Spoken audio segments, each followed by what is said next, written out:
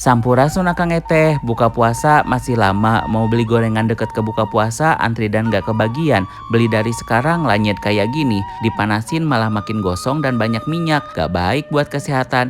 Eits, sekarang gak usah bingung, ada metode G-Fry dari mito.id. Air fryer adalah alat dapur dengan tenaga listrik yang dapat digunakan untuk memanaskan atau menggoreng bahan masakan dengan menggunakan minyak yang minim. Air fryer dapat digunakan untuk menggoreng daging, kentang, sampai kue kering. Air fryer bekerja dengan mengedarkan udara panas di sekitar makanan. Nah, seperti ini hasilnya, garing dan gak gosong. Kita dengerin ya.